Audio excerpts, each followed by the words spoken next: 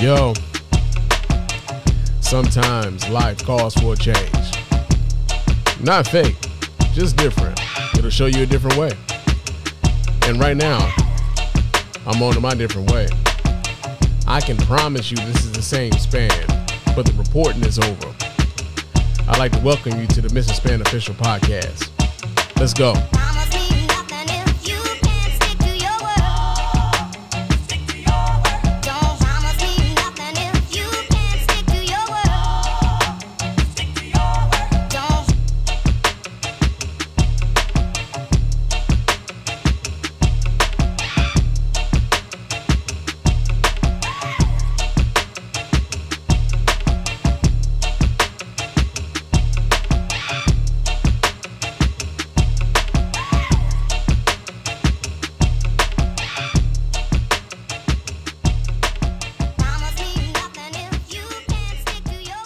Yo, what's going on, everybody?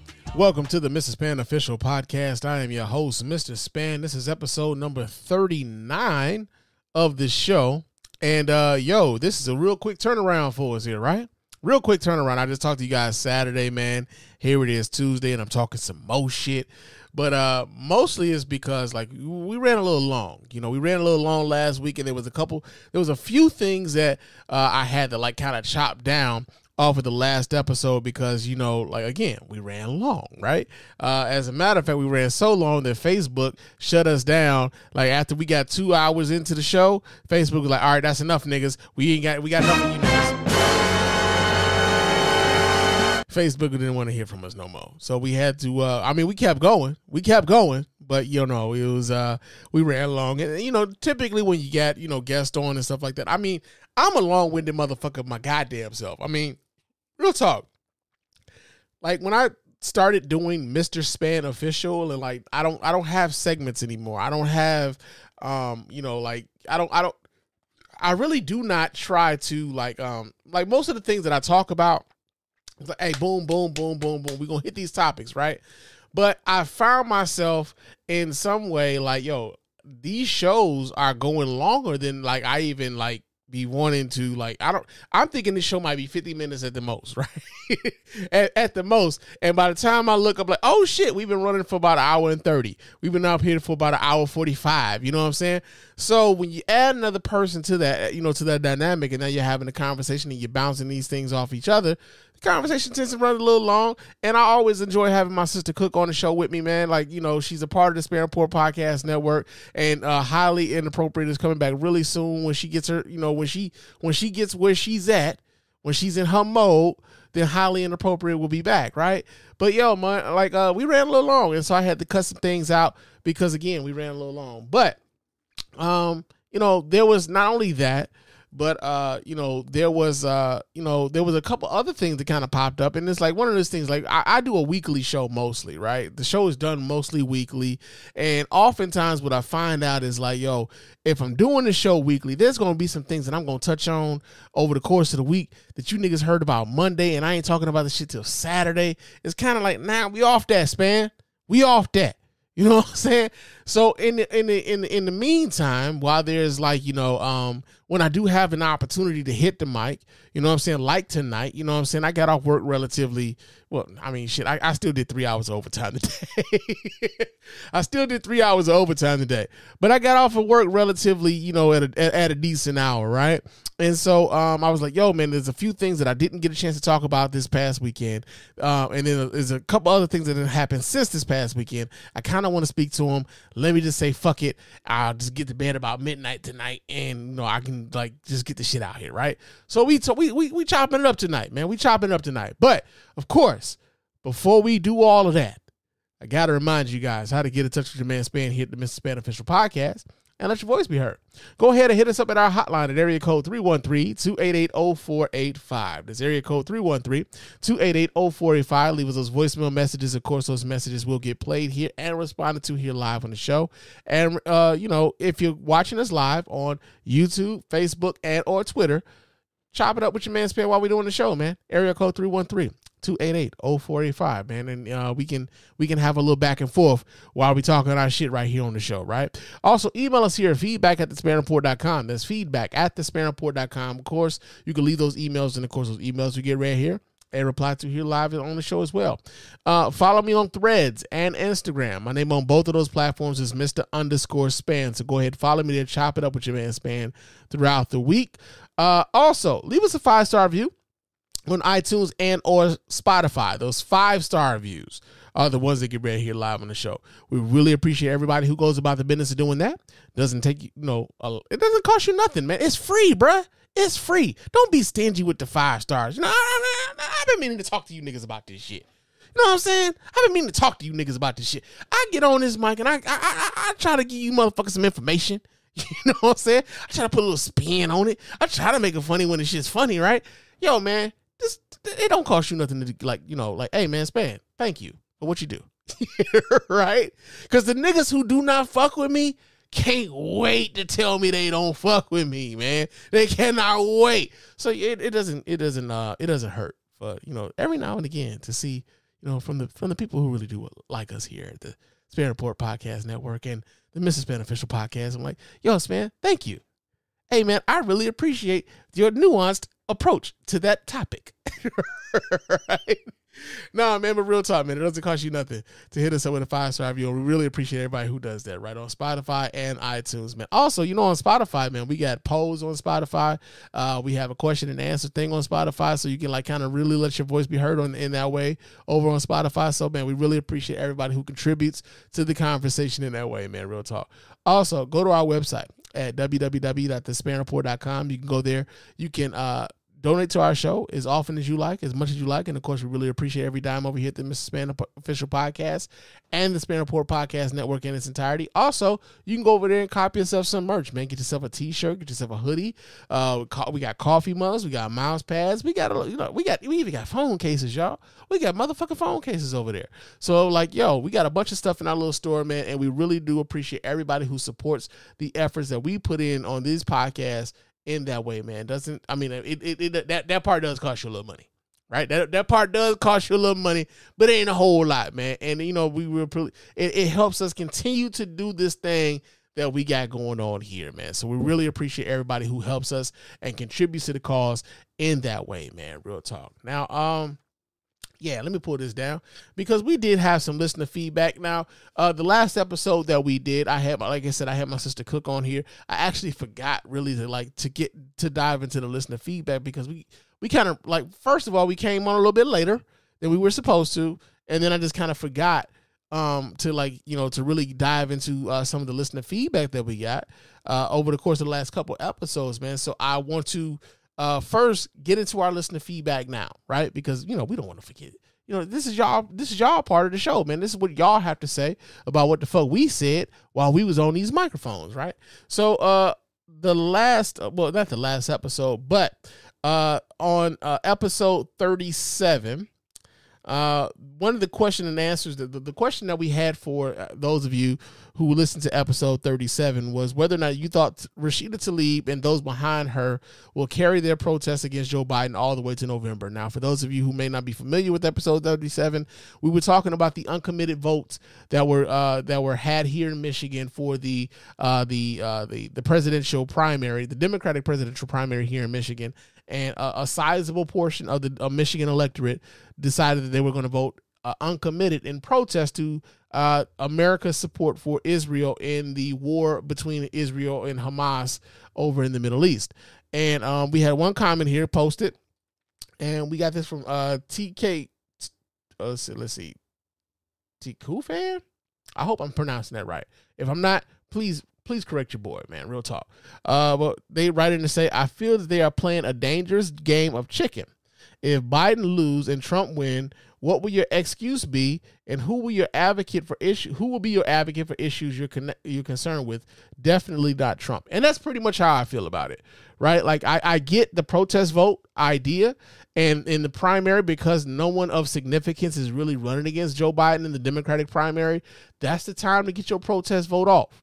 Right? I ain't even mad at y'all for getting y'all protest on during the primary because, hell, I've done like, wonky shit during the primary, right? I remember back in 2016, I voted in the Republican primary, and I think I voted for like Kasich or some shit like that, only because I didn't want Donald Trump to win Michigan, right? I felt like no matter who won on the Democratic side, whether that be Hillary Clinton or Bernie Sanders at the time back in 2016, between both of them, I was cool with both of them, right? So like, yeah, I was all right with that. But if I can like raise a little ruckus over there in that Republican primary, then damn it, that's what I was going to do. That was my protest vote over there. So I'm all cool with the protest vote.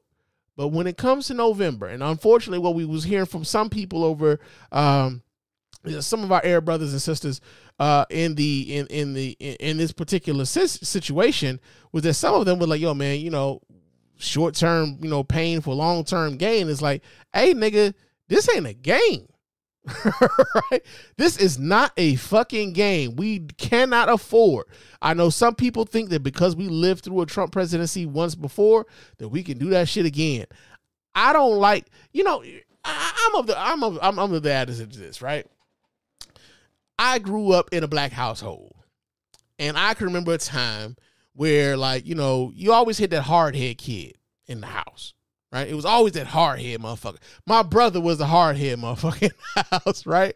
And like when my mother was handing out ass whoopings, it only took one ass whooping for me to get right. I'm like, all right, I don't want to do that shit no more. This is stupid, right?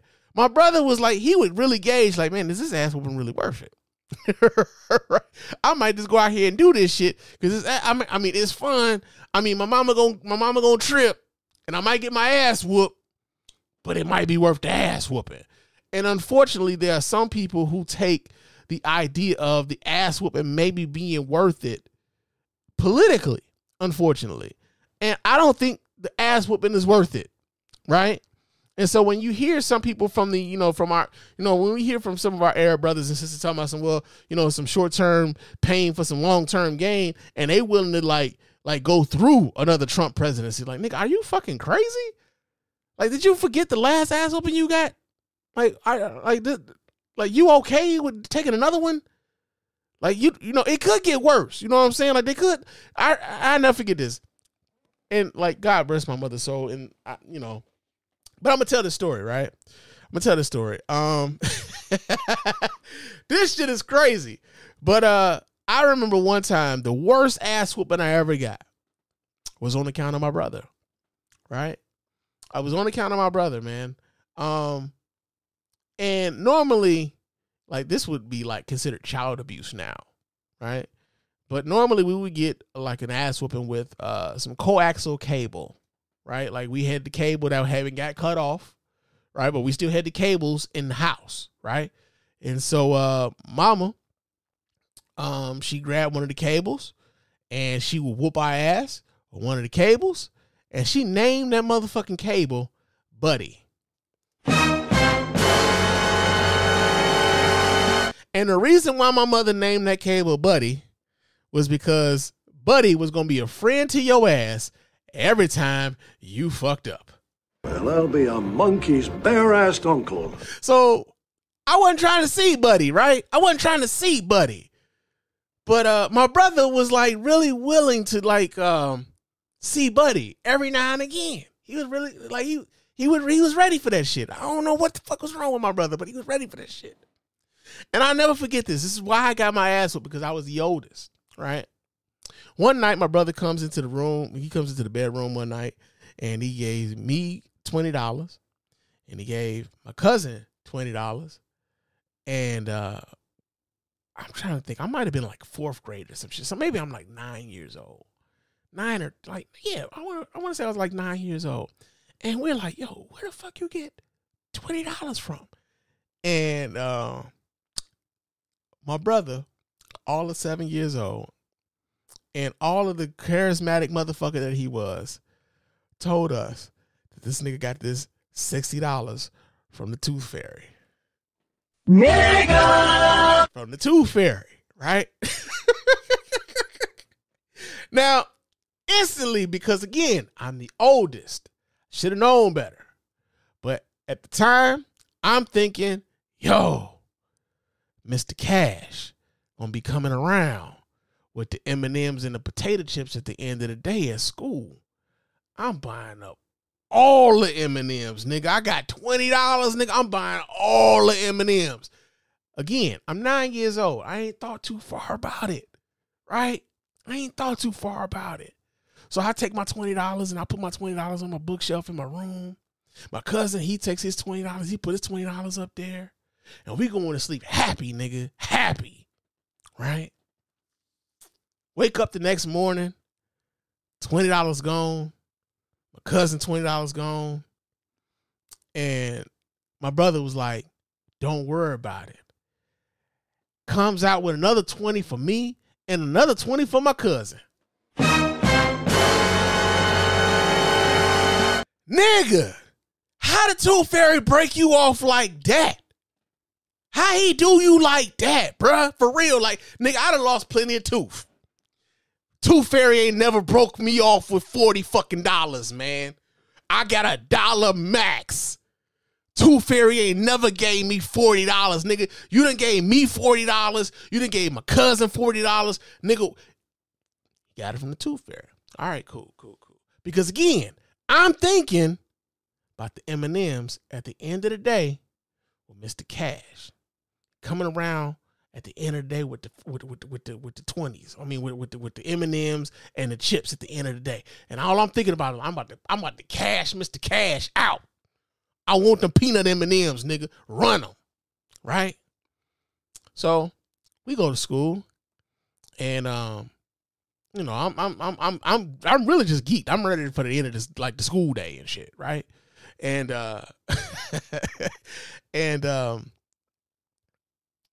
I'll never forget this shit, man. I was at lunch. I was at lunch at school, and my mother showed up at the school. And you know it's like you in trouble when your mother show up at the school middle of the day and you ain't had no clue, you had no idea that she was coming to the school. You know what I'm saying? One of those kind of things. And so my mom shows up, she sees me at lunch, and she walks right up to me, and I know something's wrong because I can see the look on her face. Mama is pissed. She pissed. And she walks up to me and she says, "Where's my money?" Now I got the $20 in my pocket right there. And instantly I know she gotta be talking about this 20 that's in my pocket. So I just take the 20 out and I hand it to her. And then my mother said the words that I was dreading. And I think every kid dreads this when your mama comes up to the school or your father, whomever is like the disciplinarian in your house, and they come up to your school and they say some shit like this here. "I'll see you when you get home." Nigga, shit and bricks. I was ready. Like I wasn't even hungry no more. And it was pizza day at school. It was pizza day. Nigga, you know how we used to get for pizza day at school, nigga? Like, I mean, now we don't really get that hype. I mean, you look back on it, you be like, man, that's some bullshit ass pizza. But back in the day, nigga, that pizza was hidden. I couldn't eat my pizza, man. I couldn't eat my pizza. I was so unhungry, nigga, I gave away my juice to a nigga that didn't even get free lunch. Right? Gave away my juice to a nigga that didn't even get free. Like, he, you know, and that was the thing. Like, back in the day, if you got free lunch, niggas would try to clown you. But they also was trying to get the shit off of your, you know, off of your lunch tray and shit, right? Nigga like, "Hey, man, you gonna drink that juice?" "Nah, man, I don't even want this motherfucker no more. I don't even want it." Right? So, I'll never forget this shit, man. End of the day of the school comes together, and me, my brother, and my cousin, we meet each other at the end of school like we always do because we're going to walk home. And what we ended up trying to do was like, hey, we started like, you know, rolling up on some of our classmates and shit. Hey, y'all need somebody to walk y'all home. Y'all need somebody to walk y'all home. Nigga! Yeah, hey, we was trying not to go to the crib. Because we got together and was like, "Hey, did she come see you?" She's like, "Yeah, man, she came to my class." "Where'd she find you at?" "I was at lunch." "Yeah, she came and got me. I was in the gym." Mama had seen all three of us, right? So I look up. We get out of school at about 3:15. And it's about 4 o'clock, 4:15. Everybody done went home. We done tried to walk motherfuckers home. Everybody at the crib. We still lingering around the school until I see my mama pulling up in that ex-police car, Dodge Diplomat.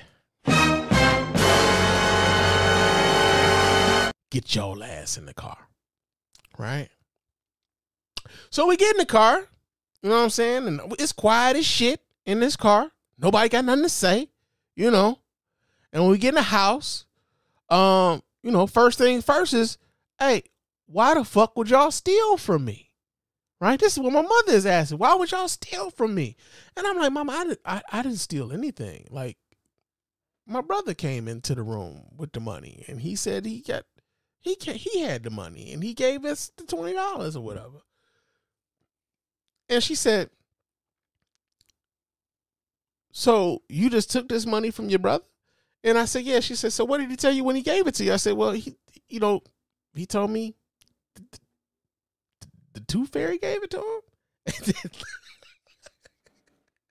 I deserved this ass whooping, yo. I deserved this ass whooping. I was the oldest, right? Out of my cousin, out of my brother, I was the oldest. I deserved this ass whooping because, again, I just had the tunnel vision about the peanut M&Ms that Mr. Cash was selling at the end of the day, right? So she said, boy, when have you ever got $20 for losing a tooth from the tooth fairy? And, you know, that's when it clicked. Like, damn, nigga, that shit ain't never happened to me, right? That shit ain't never happened. And so what ended up happening was my mother found a wooden hanger, and she gave all three of us. She gave me, my brother, and my cousin 5 across the knuckles with that goddamn wooden hanger, man. Nigga! And then she whooped our ass with Buddy. Nigga! And then we had to stand up in the hallway with our noses to the wall all day, right? All day. The only time we were able to get off of that wall was to do our homework, eat dinner, use the bathroom, right? Now, she was already up on the idea maybe we would go to use the bathroom, say we got a boo-boo so we can sit down for a while, right? Now, get your ass out that bathroom. You ain't got to boo-boo that long. It don't take that long for you to take a shit. Get your ass out that bathroom. Get your ass on that wall, right? I say all that to say that was the worst ass whooping I ever got. And I never wanted that ass whooping no more. And unfortunately for a lot of folks, politically, they are willing to take the worst ass whooping that they got before and think that it can't get no fucking worse. Now, I'm sure there have been people who have gone through worse, you know, getting ass whoopings and like abuse and shit like that. And they were like, nah, nigga, I don't want no parts of that shit. I'm straight, nigga. I'm absolutely straight on that shit. But unfortunately, some people think that it can't get no worse, and it absolutely can get worse, right? And so, yeah, man, long way to say, yeah, definitely Donald Trump ain't gonna be listening to none of these, you know, like some of our Arab brothers and sisters who think that it can't get worse, right? Because he is not going to be an advocate for their community. He is not going to be, even with what's going on in Israel and with Israel and Hamas right now. You think that Donald Trump is going to be calling for a ceasefire? Do you think that Donald Trump is going to be the one saying, like, Bibi Netanyahu, like, hey, what the fuck are you doing over there? It's not going to be him, man. As a matter of fact, he would probably tell Netanyahu, hey, man, do what the fuck you want to do over there. Kill all of them if you want to, because Donald Trump does not give a fuck, bruh. You know what I'm saying? Does not give a fuck. And so, like, when you start hearing people talk in this way, it's like, yo, y'all really, again, like I said on the last episode, it's a lot of people whistling past the graveyard, man. They do not think it can get worse than it is. And so, yeah, man, I appreciate your comment here, and I hope to hear from you again, man, real soon, man. Thank you so much for your comment. Also, we got another comment here. This is actually from episode 38. Wait. I'm sorry. We got some poll results here from episode 37. And we were talking about Fat Joe getting the Trump shoes, right? And we were asking on episode 37 whether or not Fat Joe still has nigger privileges, right? Because Fat Joe says, he says nigga a lot in his raps and his, his regular parlance and shit. And he's not exactly a brother. You know what I'm saying? I don't know. Like, I know they got different rules in New York and shit, right? But he ain't exactly a brother. But he be dropping nigga all the time, right? So when he copped the Trump shoes, we was asking folks like, yo, man, he was talking about, I'm a shoe collector and I just had to have them and all of the other shit. Like, hey, man, nobody had to know that you had to have them. Nobody had to know that you got them. Nobody had to know that you didn't pay for them. But you made sure that everybody motherfucking knew that you had them, bruh. Like, make that make sense, right? So the question was asked, does Fat Joe still have N-word privileges after buying the Trump shoes? And nigga, this isn't the scientific poll, but goddamn, you motherfuckers came through. 100% of you motherfuckers said, nah, son. He ain't got the goddamn N-word privileges no more. So, like, it's going to be real interesting to see what Fat Joe does on this next album, right? Real talk, is he going to lean back on saying nigga? That's the question that I have for the folks, man. Are y'all going to lean back on listening to this motherfucker, right? Are we going to lean back on giving this motherfucker any sort of listenership? Because, like, it ain't like, like Waka Flocka is a Trump supporter too. But it ain't like he got no new shit out. Kanye is a Trump supporter to a large degree. Some of you motherfuckers be out here making excuses for that nigga so y'all can listen to this bullshit. But, yeah, man. Yeah. 100%. Now, the other options was this. Only in New York, right? Only in New York can he say the N-word, right? Not even y'all was on that shit. And then, like, I guess, maybe, I don't know. Nah, man, everybody, 100%. Nah, nigga. Nah, son, he can't say the shit. So, yeah, man, Fat Joe then lost his N-word privileges just because he had to have the Trumps, the Insurrection 45s, the January 6s, right? So, you got that going on, man. Another thing that we had, this is actually some feedback that we had from episode 38, which is our last episode from the last episode that we did this past Saturday. And I was asking the question, what did you guys think of Joe Biden's State of the Union speech? And one of the comments that we got was from Taku fan. Please help me with that one. Please help me with that. But Taku fan said, man, your co-host Mike was very bad. I couldn't listen to the show, loved the show, and just wanted to give some constructive criticism. All right, so last episode, we did run into some audio issues. Mostly, a lot of those issues were mitigated once she was able to find like a headset, and once she got a headset, like a lot of that on the podcast portion. So if you just listen to the audio straight podcast, whether that be on Spotify or Pocket Cast or Apple Podcasts, like I want to say around the 18-minute mark. It's about 18 minutes in. Like a lot of those audio issues kind of went away.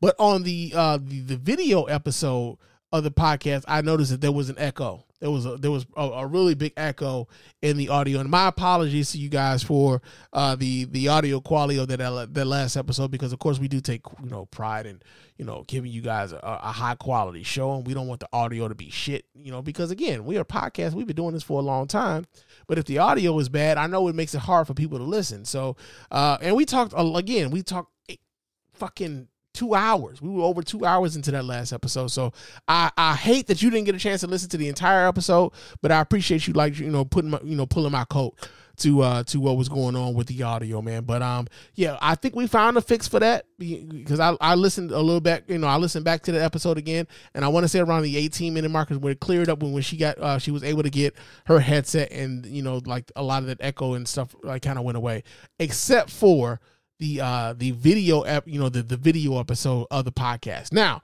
another thing about that too, right? I got something to say about the video episode of the podcast. Fuck iHeartMedia and fuck Native Land Pod. Now, and the reason why I'm saying that is because y'all, I've been doing this for a long time. Every now and again, you may pull some audio or you may pull some video. I've done this, and a lot of times I bring this audio and this video in so you guys can get the context of what it is I'm talking about. And you bring this audio and video in so the listeners can see what exactly it is you're responding to or talking about, right? I do that often. And as soon as I got off of the microphone Saturday, I went to, like I got this AI kind of thing that I do that kind of like takes that episode and then it like chops it up into like, little shorts, little short video, reels and shit for like TikTok and Facebook reels and stuff like that, right? And it was like, yo, man, we can't do it because there's some copyright shit going on, right? So then I go back to YouTube and YouTube is like, yo, we have blocked your episode. We have blocked the episode because there has been a copyright claim issued by iHeartMedia because you used part of their media for your podcast, man. These motherfuckers blocked my whole shit, like the entire 2-hour fucking podcast for 4 minutes of fucking audio, right? 4 minutes of fucking audio. Fuck iHeart, bro. Fuck them, like real talk. Because how I get that you want to protect your stuff, right? I get it. I do. I get that you don't want your content misused. But how we use that particular audio was to piggyback on a larger discussion on whether or not it's, we will be wasting our time talking to Trump supporters in order to get these Trump supporters to realize the error of their fucking ways. We did not use the entire fucking podcast. 4 minutes, bro. 4 minutes. They blocked a 2-hour podcast for 4 fucking minutes. So I ended up having to appeal it, of course.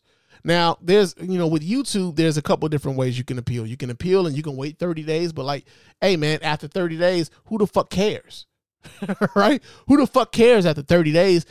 Like, that episode is dead.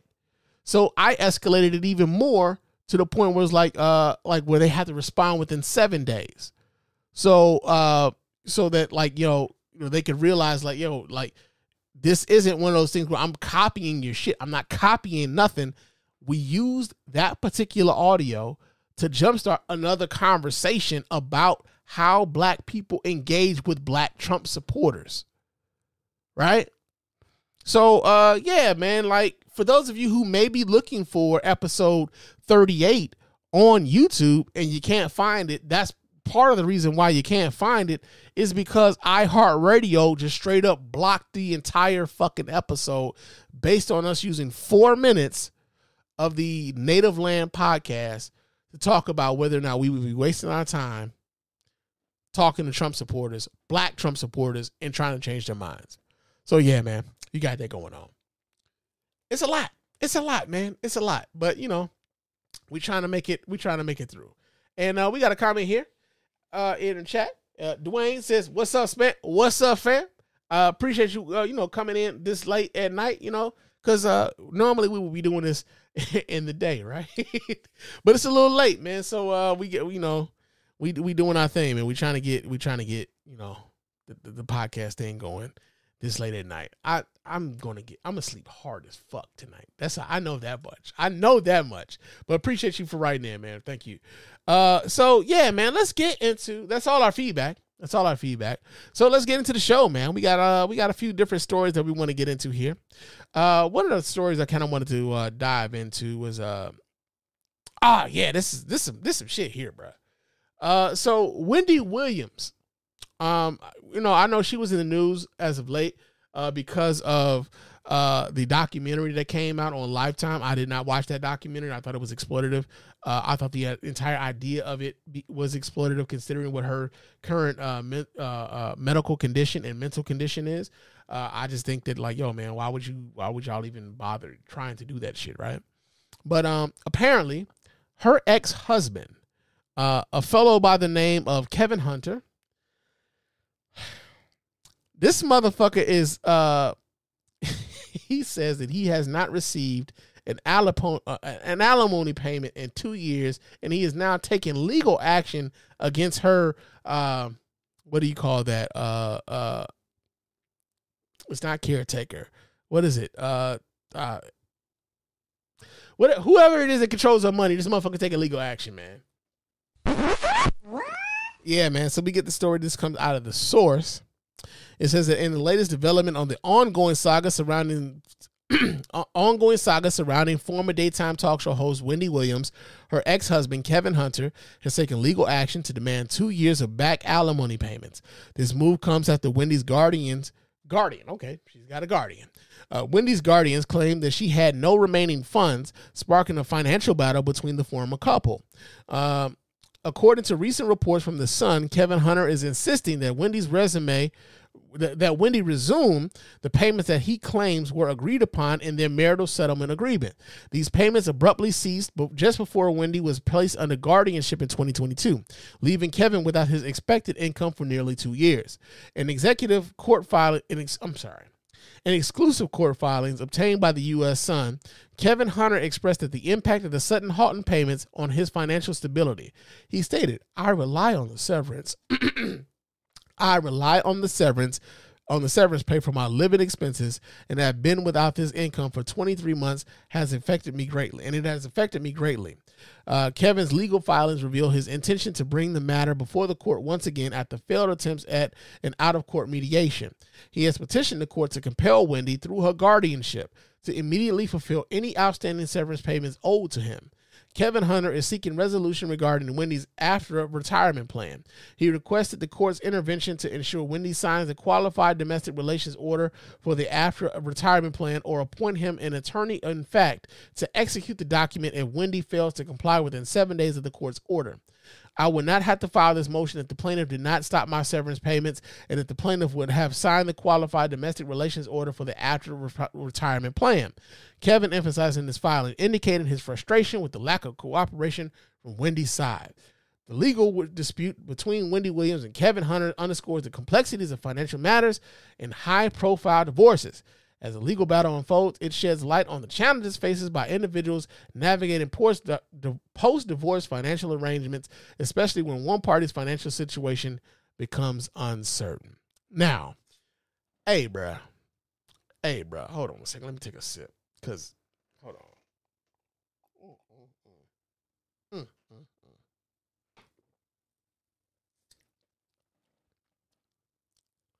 Fuck kind of nigga is you, bruh?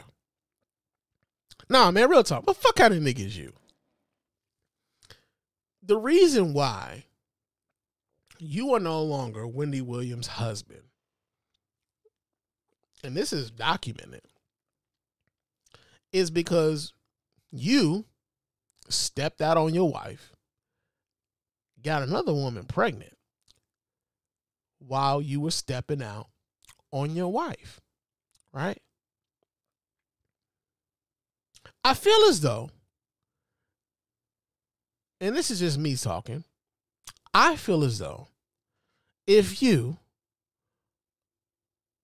or if the marriage ends due to infidelity, then you should probably like kind of give up all fucking,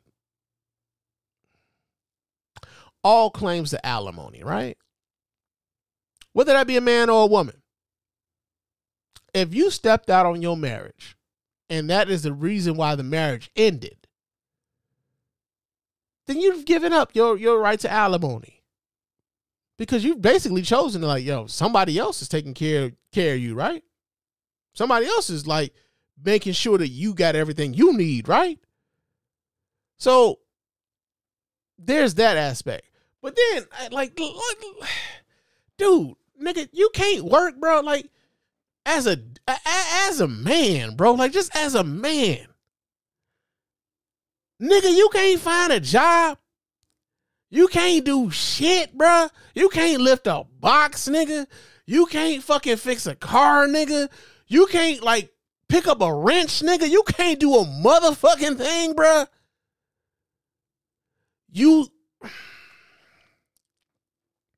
I feel as though, like, and maybe it's like, I know that, like, and I'm working through some things, right? Your man Spann is in therapy, right? But there are some things where you be like, yo, bruh, like, you are really dependent on this woman's money to that degree where you basically set your entire life up to the fact that, like, I can't live unless she pays me money every month. And, like, as a man, your pride doesn't step in and say, hey, this can't be it. This can't be it. That could be some toxic masculinity still embedded in your boy. Right? Could be. It could be. It could be. But come on, man. Come on, bruh. You going after this lady's retirement. Now, that was also, like, I'm sure he probably watched the motherfucking documentary. I didn't even watch the shit. He knows this lady. He probably watched the documentary. And he probably saw her condition. Dog, you don't give a fuck. Like, not no fucks at all about what's going on with that lady over there that you, like, at one point you loved this woman at some point, right? Didn't you? And so, like, you don't feel no kind of way about going to court with the guardians over whether or not you should be getting some money from somebody who ain't even working no more? Nigga, the fuck is wrong with you? Like, that ass, bro. That's weak sauce ass shit, man. I ain't never seen a weak neat nigga like that. And like, it's been a long time, man. It's been a long time. That's some weak nigga shit, bro. Ain't no way. Ain't no way, bro. Like, you are really coming at a woman who is disabled for your living expenses. Nigga, what is wrong with your hands? What is wrong with your brain? What is wrong with your legs? Bro, get out here and get it. Like everybody else is going out here and getting it. This is weak, bro. Like, I couldn't believe this shit when I saw this. Like, no. And like, I know there's going to be somebody like, hey, man, well, shit, nigga, you know, these women, man, you know what I'm saying? These women be out here, man. They go out here. They get the alimony, man. These bitches be fucking around too. You know what I'm saying? These bitches be fucking around too, and they want the alimony too. And what did I just say? I believe that if you fucked around in your marriage, and that was the reason why your marriage ended, you shouldn't be entitled to no motherfucking alimony, whether that be a man or a woman. That's just me. If the reason why your marriage ended was for infidelity, yeah, man, get it from the other motherfucker that you was fucking with. Leave me alone. You've lost all rights to this shit that we got going on over here because you decided you wanted to be over there. Hey, dog, he decided he wanted to be over there. Right? He decided he wanted to be over there. So, hey, man, go over there, go get it from over there. Right? Now that's man, I saw this. I was like, God damn, niggas have no motherfucking shame, bro. Niggas have no fucking shame. But Wendy Williams' ex-husband, Kevin Hunter, Kevin Weak Sauce Hunter. That's what we calling this nigga from now on. Kevin Weak Sauce Hunter out here seeking fucking alimony 2 years after the fact when his ex-wife is out here really dealing with some mental health issues and not even fucking working. And he's talking about, hey man, I need my alimony. Get your old ass, get your ass up and work, bruh. Pick up a motherfucking wrench. Pick up a shovel or something, nigga. Get your weak ass, bruh. Fuck out of here. That's weak, bro. I ain't got no respect for that. I really don't. I ain't got no respect for that at all. That's some weak sauce ass shit, man. Like, real talk. That was some weak sauce ass shit. Another story that we got here, man. Oh, this is crazy. So we all know that the rents have been going up. The rent is too goddamn high, right? Rent is too motherfucking high, man. But how about not even paying rent? How about not even paying rent, man? Because in Ann Arbor, nigga, they are charging motherfuckers $6,000 to get in line just so they can pay some rent, nigga. This nigga was clearly lying. I'm not lying, though. I'm not lying. So we get this here from mlive.com. It says that in Ann Arbor, Michigan, what does it cost to get in line for an apartment in Ann Arbor with no guarantee it will become available in the next year? In 2 cases cited by the Ann Arbor Tenants Union, landlords have charged fees of well over $6,000. God damn! Yeah, man. That includes $6,745 charged by Campus Management, Inc. and $6,887.50 charged by Prime Student Housing. According to landlord-tenant agreements, the tenant rights organization has publicly circulated while calling for banning waitlist fees. City Council member Travis Radina, Democrat from the 3rd Ward, said that he now plans to bring forward an ordinance to ban them. The onslaught of increasingly excessive waitlist fees and other often hidden rental junk fees is a maddening example of predatory profiteering by some landlords who seem hell-bent on taking advantage of approximately 55% of Ann Arbor residents who rent. The fees in some cases aren't refundable, Radina and the tenants union note. There is no justifiable reason for a non-refundable waitlist fee, especially some of the exorbitant and extreme examples we've heard about throughout the city. Chris Heaton, property manager and co-owner of Campus Management, defended the fees, though he doesn't consider the waitlist fees, but rather options to lease. Fuck out of here, nigga. Fuck out of here. Oh, man. It says Campus Management offers options agreements to potential tenants upon request. Heaton said if they do not get their desired housing because current tenants decide to renew, a full and prompt refund is made. If their desired housing is available because of non-renewal and they sign a lease with us, all payments are credited to their account, he said. Along the way, we make sure to observe all timelines imposed by local ordinances. Ann Arbor's rental housing market has long been highly competitive with limited supply and strong demand driven in large part by the University of Michigan student population. Landlords are now limited in when they can show apartments to prospective tenants and enter new leases under the city's renter rights laws, which were recently updated again to push back against landlords pressuring current tenants to renew leases early by threatening steep rent hikes if they don't. Yeah, man. Listen, I saw a listing for a house in California. It was a 2-bedroom, 1-bathroom home, less than 1,000 square feet, and they wanted $626,000 for that shit.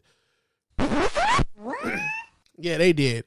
Unfortunately, because of like how many students the University of Michigan has, and because of like how small Ann Arbor actually is, if you are planning on living off campus, they are trying to take advantage. They it's one of those supply and demand situations where, you're going to pay a little bit more if you want to live closer to campus. Does that make this right? Absolutely fucking not. I mean, there's no way in fucking hell. Like, nigga, I wish I would give somebody $6,000 in hopes that I'm going to get a goddamn apartment. Like, that has never been like something that I've ever had to experience. Even as a college student, when I was going to Tennessee State, that was something I never had to experience, right? So the idea that somebody feels like, yo, I could charge this nigga $6,000 and I ain't even got to rent to him. I could just charge him $6,000 to get on the fucking waiting list. That's insane. That is fucking insane. And so one would hope that, not only, I see the city council in Ann Arbor is trying to, they're trying to do something, but, I think this is something that has to be leaned on, not only just from the city council, but I think that, the state has to kind of lean in on this shit too. Like, hey, man, y'all doing a bit much. Like, it's almost like when it comes to the price gouging, when it comes to your groceries and shit, right? Like, yo, and we've seen, when it comes to the groceries and shit, like, there's so many items where they change the packaging and shit. And what was that? Joe Biden was talking about this on the State of the Union. We was talking about, trickflation and inflation and what's the other term that they use? Was it shrinkflation? You know what I'm saying? Well, basically you're paying more by getting less and shit. These people are like, yo, I can charge you by not even give you nothing. And then they say they're going to give you your money back. But oftentimes, even as we read through this article, some of this shit is non-refundable. So I'm going to give you, how much was this shit again? How much was it charged? $6,887.50. And I don't even get the fucking apartment? Fuck you. Fuck you, man. Real talk. So, yeah, man, I understand when folks are upset. And I understand when folks are angry. Like, hey, man, I work, I work part-time, or I work a full-time job at like, Walmart, or I work a full-time job at like, like one of these, like I work retail, or I work someplace where they're not even paying me $15 an hour. And now I got to find someplace to live. And then I got to get, back and forth to work, and I got to go to school. I get it. I fucking get it. This is fucking ridiculous.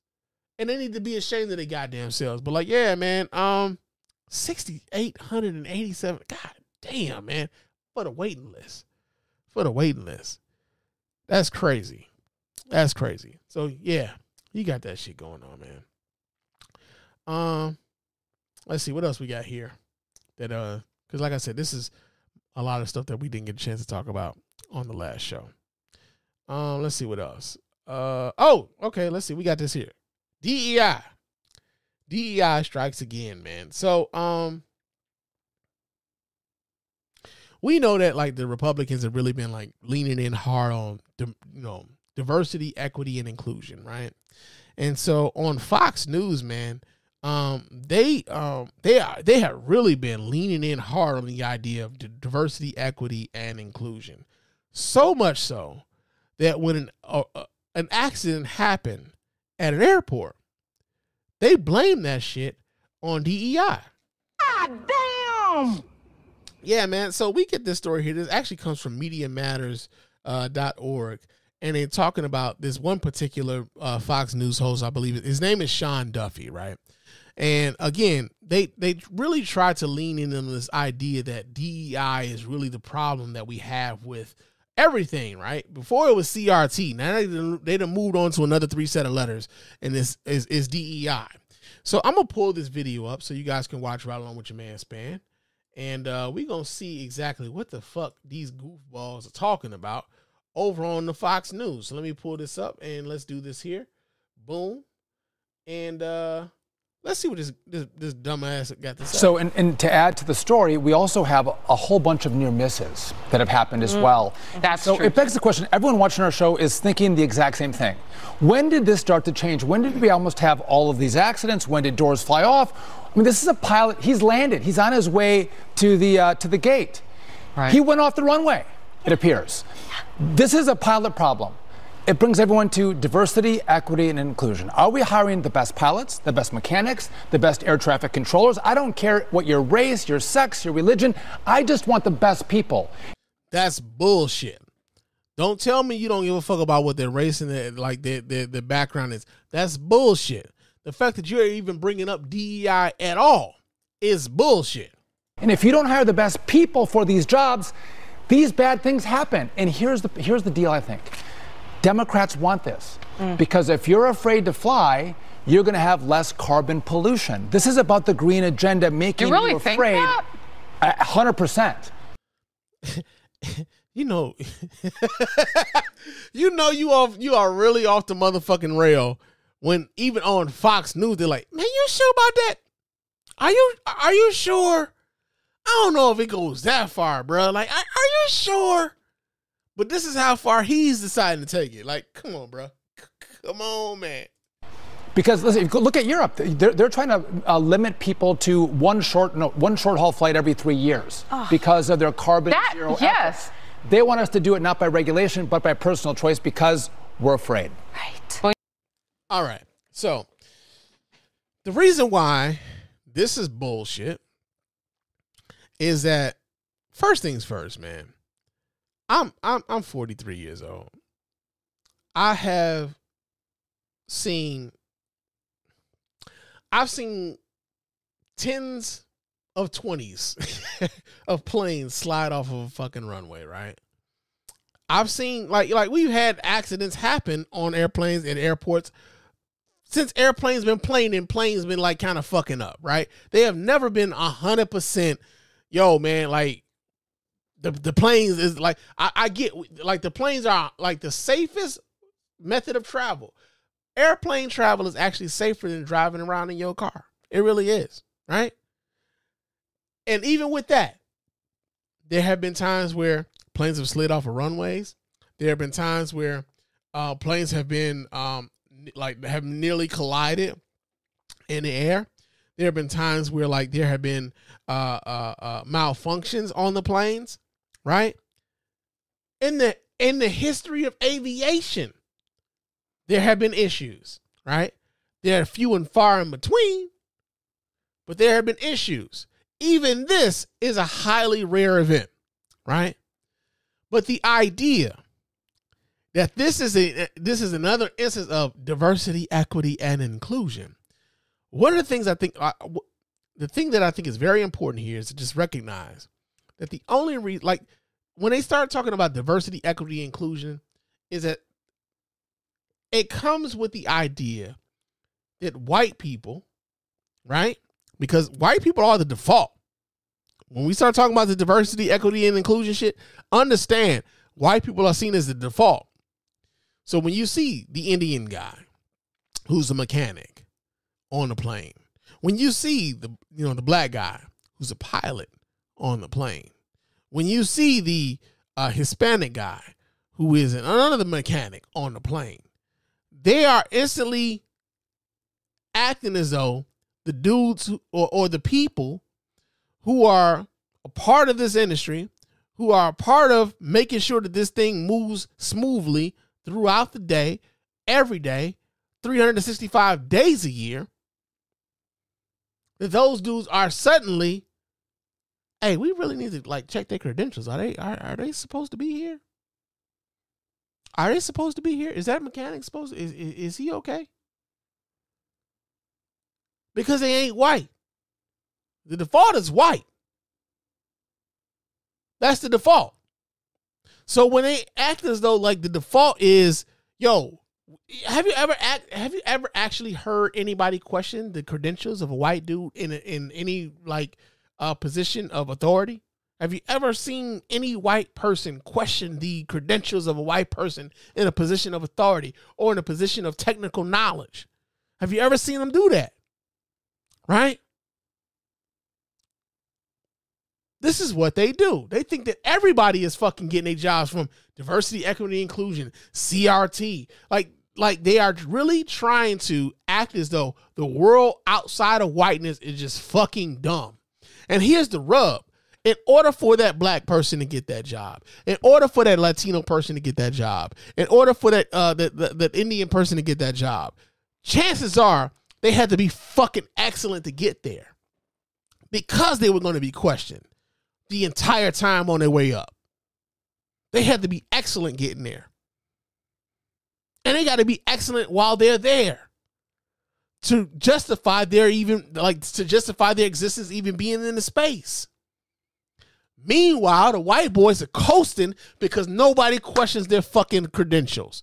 Nobody questions whether or not they're supposed to be there. Right?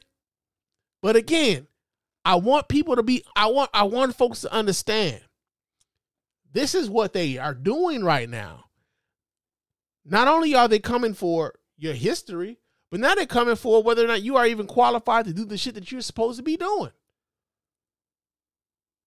Right? This isn't the only issue. This isn't the only instance of this over the course of this past week, right? Because there's another instance of this happening over the course of this last week. We get this out of the University of Florida. Let me do this here because I think I might have. Yeah. Okay. All right.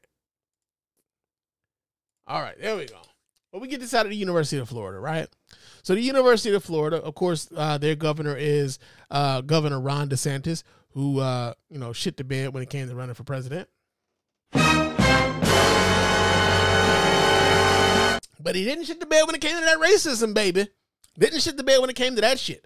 So in Florida, they have been, again, attacking anything that had to do with diversity, equity, and inclusion. And they have also been attacking critical race theory, despite the fact that critical race theory was not being taught in K through 12 schools. It was being taught in graduate level schools, especially like in the legal aspect. At the University of Florida, they have essentially closed down the entire diversity, equity, and inclusion office at the University of Florida. I'll be a monkey's bare-assed uncle. And y'all know who got pissed off behind that? Motherfucking Emmitt Smith, man. Emmitt Smith is hot. Emmitt Smith is hot about it. So we get the story here. This comes out of the Bleacher Report. It says that legendary running back Emmitt Smith is not happy with his alma mater after the University of Florida eliminated its diversity, equity, and inclusion department and fired the 13 employees that previously made up the department. Per Kevin Brockway of the Gainesville Sun, Smith took to social media to say that he was utterly disgusted by the decision. We cannot continue to believe and trust that a team of leaders, all made up of the same background, will make the right decision when it comes to equity and diversity, Smith wrote. History has already proven that is not the case. Smith also called on fellow athletes to speak up about the decision. Instead of showing courage and leadership, we continue to fail based on systemic issues, and with this decision, UF has conformed to the political pressures of today's time, he wrote. Too many minority athletes at UF, please be aware and vocal about this decision by the university, who is now closing doors on other minorities without any oversight. Brockway noted that the university decision came after Florida Governor Ron DeSantis, Republican, signed Senate Bill 267 into law in May 2023. The bill bans state funding for DEI programs at public universities in Florida. The Florida Board of Education also made a decision in January to prohibit DEI spending at Florida college system institutions. The decision from the University of Florida in particular has led to plenty of backlash, seeing as how it is one of the state's most prominent colleges with more than 55,000 students. Smith lends a notable voice to such backlash after he played for the Gators for 3 seasons from 1987 through 89. He was an All-American and the SEC Player of the Year in his final collegiate season with 1,806 yards and 15 touchdowns from scrimmage in 11 games. Okay, so one of the things about this is how then do the students who are the most affected by the fact that there is no longer a DEI office at that school, how then do they deal with that, right? And a lot of folks are happy, as they should be, with Emmitt Smith, someone of prominence like Emmitt Smith. He's one of the more prominent alumni of the University of Florida, coming out and speaking out against this. Some folks have gone forward and say like, yo, man, I guess, this should be one of those issues where the athletes of Florida decide whether or not they still want to be an athlete for the University of Florida, right? And it's a tricky thing, right? Because oftentimes when it comes to big-time college sports, when it comes to, the opportunities that these kids, because again, we got to recognize that these are kids. They're coming into these schools 18, 19, 20 years old. They're looking at this as an opportunity, a stepping stone to get them to another level. And I'm sure if they're like of someone of a higher caliber, they got choices. But then you're looking at the other kids who don't necessarily have the choices to go a whole lot of different places. And Florida is still seen as, if not even so much seen as a top tier school, so much so in the athletic department, but they are still playing against top tier talent. And if you are a pretty decent, player, you want to play against really good talent to get you to the next level, despite your misgivings about going to a school that doesn't necessarily respect your culture, doesn't necessarily respect the cultural differences that you may have to deal with coming into that environment. Some kids, unfortunately, will make the choice to say, I'm going to make the commitment to Florida, right? Or I'm going to make the commitment to Florida State, or I'm going to make the commitment to Florida A&M, or I'm going to make the commitment to, Central Florida, like all these schools that are in the Florida, system or whatever, right? So, it's going to be really interesting to see how whether or not Emmitt Smith and his advocacy against what's happening at the University of Florida, how much that resonates with the current kids coming into that system, right? Because here's the rub, unfortunately. Again, we're talking about Emmitt Smith. Emmitt Smith last played at the University of Florida in 1989. That was over 30 years ago. Many of these kids weren't even born then. They don't have the same reverence for someone like an Emmitt Smith in the same way that they may have for maybe someone like who's the most prominent? A Tim Tebow, or maybe a Fred Taylor, or who came out of Florida, bro? Joakim Noah, right? Or Corey Brewer. I don't know how much of cachet those names have with these kids now, right? And some of these kids is like, man, fuck, I just want to play ball. I just want to play ball. I don't want to deal about I don't want to deal with the politics and all this other shit, right?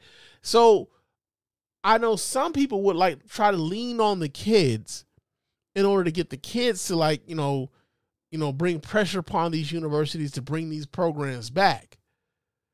But ultimately, I think this is going to really lean on hey, it can't be about the kids. Hey, these grown-ups need to be about the action of, hey, we need to get these programs back for these kids. And some of that leans into, hey, not only do we need to vote these motherfuckers out, but we also need to advocate and promote more people to fill these spaces for these kids, right? Fill these spaces for these kids. Now, don't put all of the onus on these kids to make the decision as to whether or not they are going to be the ones who bear the brunt of this. It's unfair to them. And I know a lot of movements are led by young, like the young, right? The civil rights movement, there was a lot of young people who were bearing the brunt of those water hoses and those dog bites and shit. And even the Black Panthers, when they were out there checking the police with the rifles and everything, those guys were college kids, man. But ultimately, some of these adults, these grown-ups, need to step the fuck up and vote. And not only vote, but advocate and demonstrate to get this shit right. To get this shit right, man.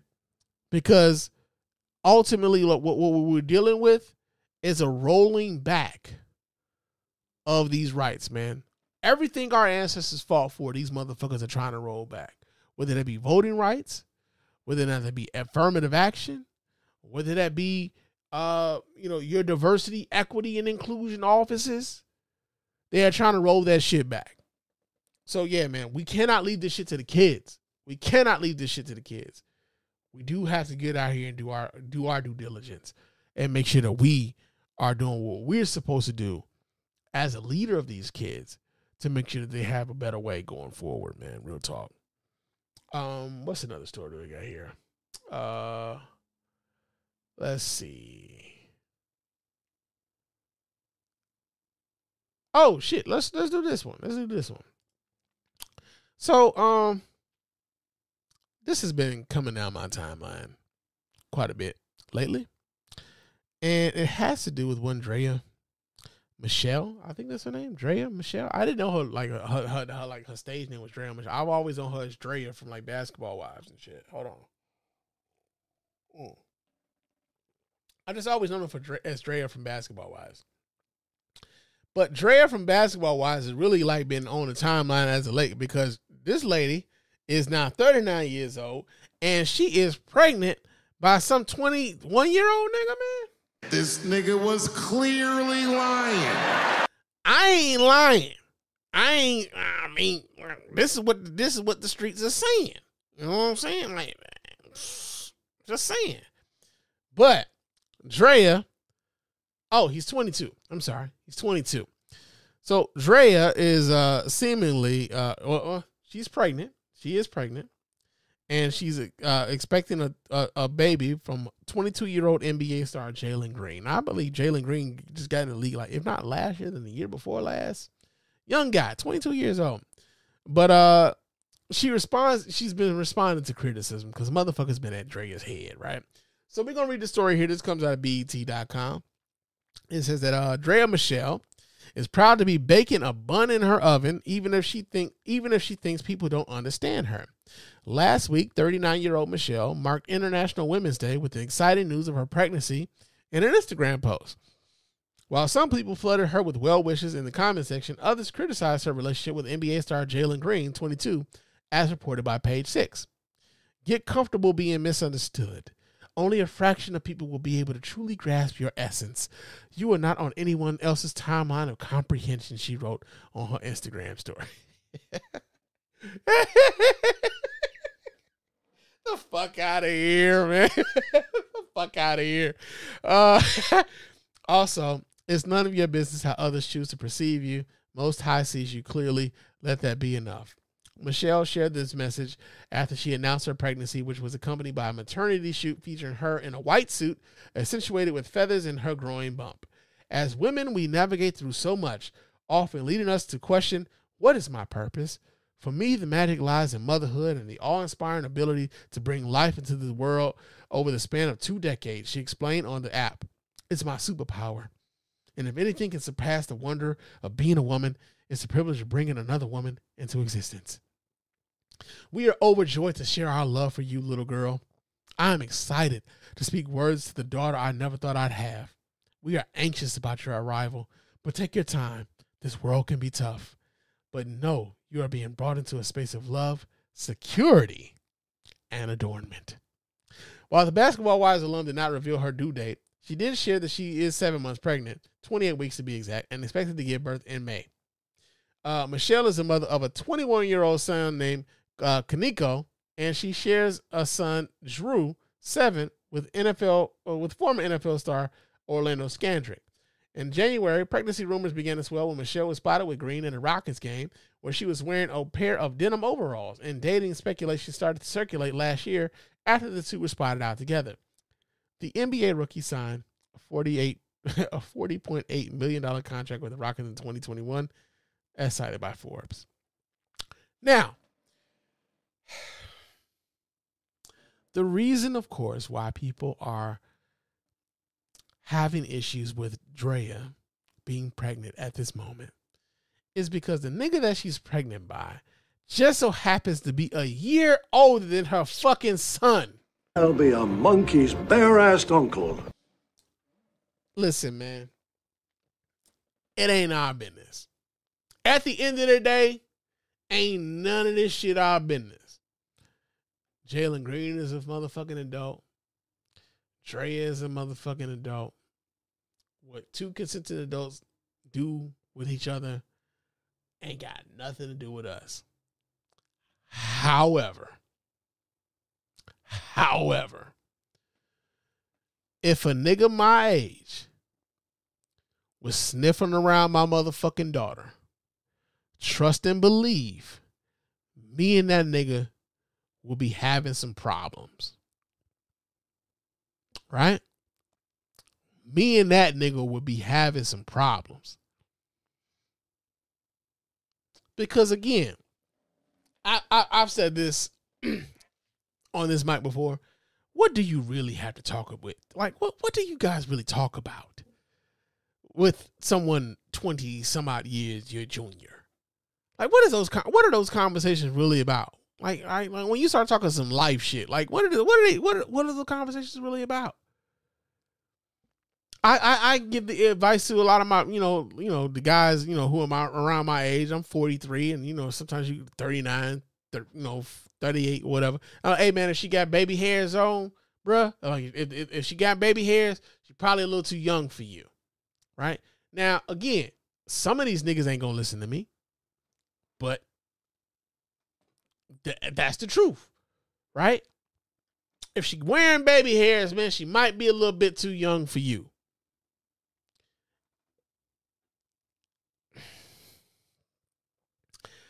I see some people are as like they're looking at this as though like, oh man, like this is empowerment. This is women's empowerment. Like, no, this is not that.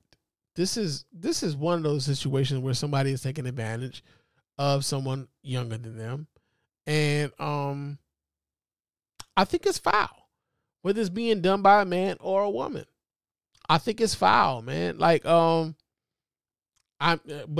again, because these are two consenting adults, Jalen Green ain't my son.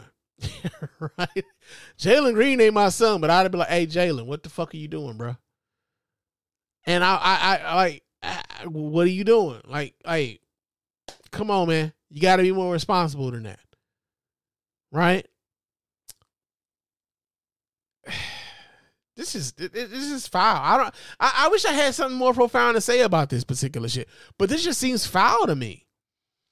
That like, yo, like you at 39 would be it seems this way to me, that you at 39 would be taking advantage of a 22-year-old youngin, and ultimately, if the shit doesn't work out, then he has a responsibility to that baby, right?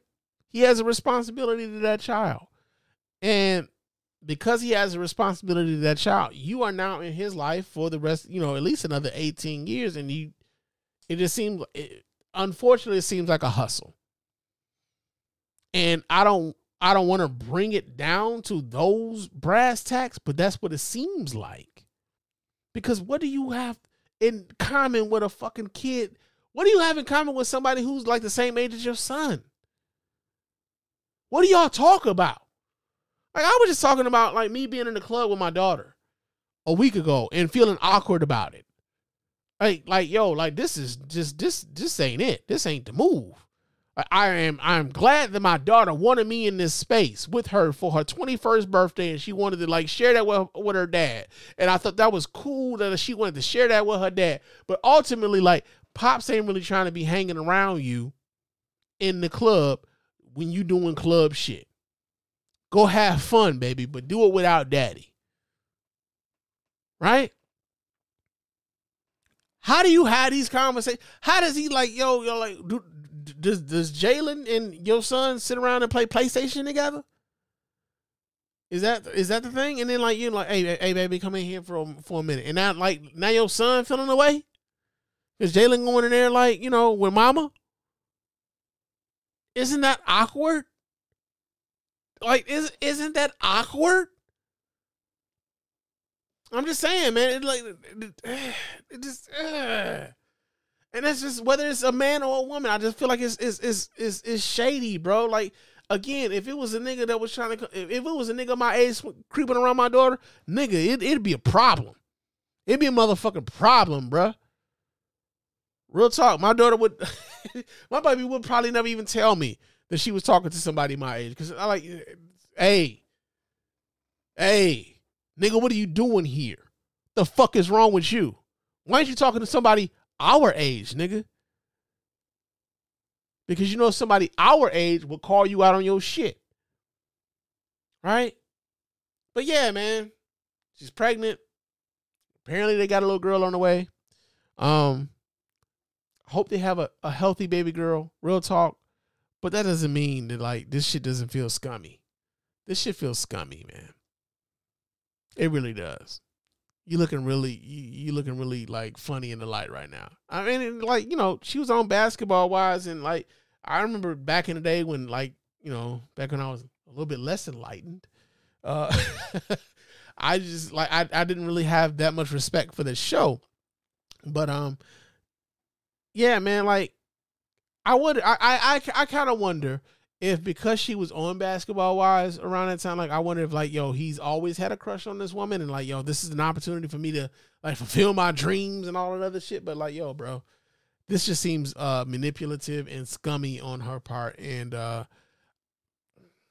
don't like it. But again, these are two consenting adults, despite the fact that like I think that this young man is being taken advantage of. I do think that it's just scummy. It's just scummy. That's how I feel about it. But we got that going on. Now, another story that we have here that what's going on here?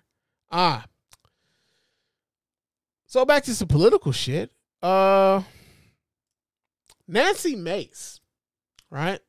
So Nancy Mace is she is a congresswoman from the state of South Carolina, and she was on This Week with George Stephonopolis. And the reason why she was on This Week with George Stephonopolis was because this past week, after having condemned Donald Trump for the January 6th riot and trying to overturn the election, Nancy Mace is now, after Donald Trump has got he's become basically the what do you call this shit? I forget what the fuck the name, what the word is. I forget what the word is when you are the nominee, but like not officially, but like the presumptive. There it is, the presumptive nominee for the Republican Party for president of the United States, right? So he has become the presumptive nominee of the Republican Party, and Nancy Mace has endorsed Donald Trump for president after saying that Donald Trump has no business being around the presidency after January 6th, right? So she goes on This Week with George Stephonopolis. And George Stephonopolis calls it, he pulls it to the carpet, like, hey, man, hold on a second. Because not only did, you call him out for the January, 6th shit, but Donald Trump has also been held liable for sexual assault, essentially rape of E. Jean Carroll in a jury trial in New York. And so this is what Nancy Mace had to say after being called out by George Stephonopolis about her endorsement of Donald Trump. Let's pull this up real quick so you guys can see right along with your boy Spann. Check this out, y'all. And you've endorsed Donald Trump for president. Judges and two separate juries have found him liable for rape and for defaming the victim of that rape. How do you square your endorsement of Donald Trump with the testimony we just saw? Well, I will tell you, I was raped at the age of 16. And any rape victim will tell you, I've lived for 30 years with an incredible amount of shame over being raped. I didn't come forward because of that judgment and shame that I felt. And it's a shame that you will never feel, George. And I'm not going to sit here on your show and be asked a question meant to shame me about another potential rape victim. I'm not gonna do that. It's actually not about shaming you. It's a question about Donald Trump. No, you are shaming me. You've endorsed Donald Trump for president. Right. Donald Trump has been found liable for rape by a jury. Donald Trump has been found liable for defaming the victim of that rape by a jury. It's been affirmed by a judge. It was not a criminal court case, number one. Number two, I live with shame. And okay, so off top right now, what she's saying is it wasn't in a criminal court, right? Donald Trump wasn't held liable in a criminal court. He wasn't found guilty in a criminal court. So right now, that is the cudgel that she's holding between her and the idea that she would be endorsing an alleged rapist for president of the United States, because he wasn't found guilty in a criminal court. Despite the fact that he was held liable in a civil court, it wasn't criminal court. So that's the difference for her right now. We're going to come back to that, though. You're asking me a question about my political choices, trying to shame me as a rape victim, and I find it disgusting. And quite frankly, E. Jean Carroll's comments when she did get the judgment, joking about what she was going to buy, it makes it harder for women to come forward when they make a mockery out of rape, when they joke about it. Doesn't it make it harder for women to come forward when they? It makes it harder when other women joke about it, and she's joked about it. I find it offensive, and I also find it offensive that you're trying to shame me with this question. I'm not trying to shame you at all. In fact, I have dealt with this for 30 years. You know how hard it was to tell my story 5 years ago when they were doing a fetal heartbeat bill and there were no exceptions for rape, incest, or rape or incest in there? I had to tell my story because no other woman was coming forward. No rape victims were represented. And you're trying to shame me this morning. I'm just asking. And I find it offensive, and this is why women won't come forward. Women won't come forward because they're defamed by those who perpetrate rape. Donald Trump. They are judged and they're shamed, and you're trying to shame me this morning. I think it's disgusting. I'm not shaming you at all. I told my story. It took me 25 years to tell my story. I was judged for it. I still get judged for it today. I'm asking you a very simple question. And I answered it. You're shaming me for my political choices. I'm asking you a question about why you endorse someone who's been found liable for rape. It was not a criminal court. It was a civil court. It was a civil court. And by the way, she joked about the judgment and what she was going to do with all that money, and I find that offensive. I'm asking you about the man as a rape victim, who's been shamed for years now because of her rape. You're trying to shame me again by asking me this political question. You've repeated that again. I think it's offensive. As a woman, I find it offensive. For my political choices, I've endorsed the man that I believe is best for our country. It's not Joe Biden. And you looked at the dueling rallies yesterday in Georgia. Laken Riley's family was with Donald Trump. They weren't with Joe Biden. The same guy yesterday that apologized for calling her killer an illegal, who wasn't illegal. And here you are trying to shame a rape victim. I find it disgusting. I mean, you keep saying. Okay, so y'all get the gist of this, right? I'm gonna pull this down, but y'all get the gist of this, right? So here's what's wrong with what she's got. Here, well, let me do this here. Boom. But here's what's wrong with this, and here's what's wrong with what she's saying, right? She's alleging that because Donald Trump was held liable in a civil court as opposed to a criminal court, then that makes it okay for her to endorse him for president of the United States, right? Despite the fact that a jury held him liable, found him liable of sexual assault. Despite the fact that a judge deemed what he did to E. Jean Carroll was in fact rape, right? So because he was found liable in a civil court, that means he's not necessarily a rapist, right? He wasn't found guilty in a criminal court. Now, the nastiness of all of this is that if we were to use the logic of one Nancy Mace, if we were just to use her logic, then Nancy Mace, who says that she was raped as a 16-year-old, who says that she's being shamed for her choices, her political choices as a rape victim. If we were just to use her logic, because she never actually filed charges against the person who she's accused of raping her, right? That person has never been, he's never been in front of a court, hasn't been adjudicated as a rapist by the court. Using just her logic, Nancy Mace has never been raped. Nigga! Just her logic, right? If we were just using her logic, that's not to say that she didn't suffer what she suffered from, right? But what she wants us to, again, and I've said this on this microphone time and time again, these Republicans think we stupid. They think we fucking stupid. They think their voters are stupid, and to a large degree, their voters are fucking stupid. I'll just keep it a buck. Their voters are fucking stupid. But they also believe the larger voting populace is also some dumb motherfuckers too. Right?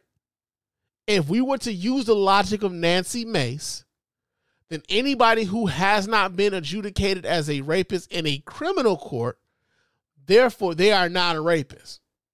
Right? Meanwhile, she will endorse an adjudicated sexual assaulter who has to pay his victim over $85 million fucking dollars for president of the fucking United States. For president. Come on, man. Like, she thinks we're fucking stupid. A monkey's bare-assed uncle. She thinks we're fucking stupid. She thinks her voters are stupid. She thinks that you are stupid. And so it's like, when you see them do this sort of shit, you got to break it down to like it's brass tacks. So she's on, this week with George Stephonopolis. And you're trying to shame me about my political choice. Like, I mean, if you say you were if you say you were raped, and here you are endorsing an alleged rapist who's been found liable by a court and has to pay his victim $85 million for president of the United States, I don't know if it's about shaming, but it's like, hey, man, like, what are you doing? What are you fucking doing? And ultimately, is one of those things where like she thinks that like she's, you know, she wants to have it both ways, right? I am a rape victim, but also I get to endorse this rapist because my voters say that this is who they want, despite how I feel. Now it's about the voters. Now it's like you don't have any sort of fucking autonomy in how you feel about anything. It's about your voters, right? They think we are fucking stupid. If you think that Donald Trump, as an alleged rapist, found liable for sexual assault to the tune of $85 million is a good candidate for president. Again, I got some magic beans on. I wish you niggas would buy these beans. I got all the beans, bruh. I got all the beans, man. They got beanstalks to the roof. Nigga, I'm taking you to heaven with these beans, nigga. If you believe this shit. Right? Nancy Mace is trying it on y'all. Like, she is definitely trying it on y'all, man.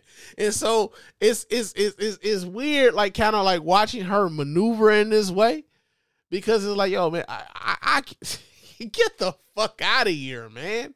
Get the fuck out of here. But yo, this is what they do. This is what they do because they don't believe that their voting populace is a smart bunch of folk.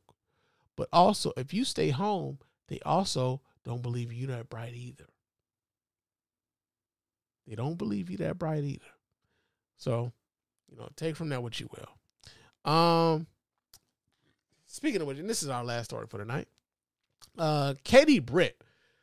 Katie Britt was she's the junior senator from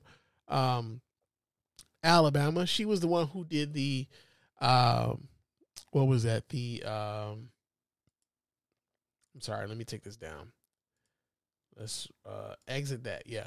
But let me take that down. But Katie Britt was the one who did the Republican response to Joe Biden's State of the Union address, right? And during her response to the State of the Union, she's told this story about this woman from Mexico who had been sexually trafficked, right? She was sex trafficked in Mexico, right? But she told this story as though this story was a part of the open borders, quote unquote, by the Republican Party, by Joe Biden, because Joe Biden has opened up the borders to all these illegals, right, as they would say, right?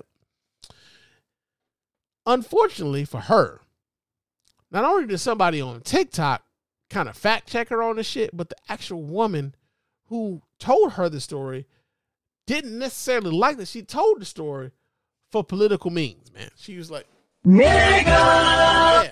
So we get the story here. This comes out of New York Times. It says that Senator Katie Britt of Alabama on Sunday sought to defend comments she made in her response to President Biden's State of the Union address on Thursday, when she described the experience of a woman who was sexually trafficked in Mexico between 2004 and 2008 in a way that falsely implied that it had happened in the United States under President Biden. No, Ms. Britt said on Fox News Sunday, when the host Shannon Bream asked whether she had intended to suggest that. She went on to argue that the viewer should have parsed her words to understand that she wasn't referring to a recent case. I very clearly said that I spoke to a woman who told me about when she was trafficked when she was 12, she said. I didn't say a teenager. I said a young woman, a grown woman, a woman. When she was trafficked when she was 12. Ms. Britt's story has received intense scrutiny since an independent journalist, Jonathan Katz, posted a video on TikTok on Friday highlighting the misleading framing. Mr. Trump praised Ms. Britt for her speech. Of course he did. But it has drawn criticism even from some Republicans who question her delivery and her choice to speak from her kitchen. And Saturday Night Live mocked it. After criticizing some of Mr. Biden's immigration policies in his first 100 days in office, including the halt to border wall construction, though construction has since continued, and a pause on some deportations, which he falsely described as having stopped all deportations, Ms. Britt said in a Fox interview that she had referred to the woman, Carla Jacinta Romero, because Mr. Cento is an advocate for the welfare of victims of similar crimes that are happening now at an astronomical rate. She said human trafficking has grown into a $13 billion industry from a $500 million industry in 2018. That statistic is from 2022, meaning the increase came over a 4-year period, roughly equally divided between Trump and the Biden administrations. We have to tell these stories, and the liberal media needs to pay attention to it, because there are victims all the way coming to the border, and there are victims at the border, and there are victims all throughout our country, Ms. Britt said. And to me, it is disgusting to try to silence the voice of telling the story. And it's like the sex traffic when we know that, and it is like, and to me, it is disgusting to try to silence the voice of telling the story of what it is like to be sex trafficked, when we know that there is that is one of the things that the drug cartels are profiting most off of. So interestingly enough, the young lady who shared that story with Senator Katie Britt did not like that she shared that story. And as a matter of fact, she spoke. I saw interviews with this young lady. She spoke, and she said that she does not necessarily like talking to politicians, because she knows that politicians oftentimes will use that particular story for their own political means. And Katie Britt is yet another example of someone trying to use her story for political means and framing her story as though this is something that happened while Biden was president. She tells her story. She was trafficked between 2004 and 2008. Joe Biden wasn't president then. So to bring that up while giving your response to the State of the Union address in 2024 to suggest that Joe Biden is responsible for her being sex trafficked was not only disingenuous, it was irresponsible. Outside of the creepy fucking response to the State of the Union, it was creepy, bro. Like the fact that it was fodder for fucking Saturday Night Live. Everybody knew as soon as it came out, yeah, they gonna talk about this shit on Saturday Night Live, nigga. It's gonna be a skit, and ScarJo did a good job of that, right? But yeah, man. We all know that Katie Britt, as much as she was supposed to be a rising star in the Republican Party, we know that she would never rise anything outside of being a senator. She ain't going nowhere else. This is about to be the limit for her. Senator from Alabama, at most, for Katie Britt, for shit like this. Real talk.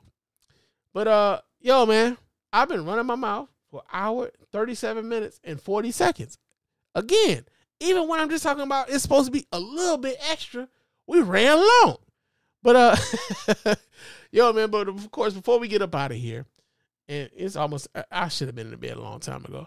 But before we get up out of here, I got to remind you guys how to get in touch with us here at the Mrs. Spann Official Podcast. Let your voice be heard. Go ahead and hit us up at our hotline, area code 313-288-0485. That's area code 313-288-0485. Leave us those voicemail messages. Of course, those voicemail messages will get played here and responded to here live on the show, man. Call that number. Leave us a voicemail. We'll talk to you right here on the show. But also, hit us up on our email at feedback@thespannreport.com. That's feedback@thespannreport.com. Go ahead and leave us those emails. Of course, those emails will get right here and reply to here live as well.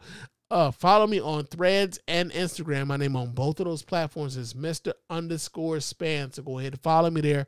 Chop it up with your man Spann throughout the week. Also, 5-star reviews on iTunes and or Spotify. Those 5-star reviews are the ones that get right here live on the show. We really do appreciate everybody who goes about the business of doing that. Doesn't cost you a dime, just a couple minutes of your time to let everybody know why you're rocking with us over here at the Mrs. Spann Official Podcast and the Spann Report Podcast Network in its entirety. But also, when we put those polls up on our Spotify, vote in the polls. Comment on the question and answer when we leave those up, because you can also get those answers responded to here live on the show. So we appreciate you guys to go about the minutes of doing that as well. On YouTube also, because we do broadcast the show live on YouTube, Facebook, and Twitter, right? But if you're leaving us a YouTube comment, some of those YouTube comments, if they're good, if they contribute to the conversation, right? If they contribute to the conversation, if you're leaving us a comment on YouTube and they contribute to the conversation, we will reply to those emails. Those comments here on the Spann Report Podcast Network and the Mr. Spann Official Podcast in its entirety, right? But also, our website, www.thespannreport.com. You can go there. You can donate to the show. You can donate as often as you like, as much as you like. And, of course, we really do appreciate every dime over here at the Mr. Spann Official Podcast and the Spann Report Podcast Network in its entirety. And also, you can go ahead and copy yourself some merch. Go get yourself a T-shirt. Go get yourself a hoodie.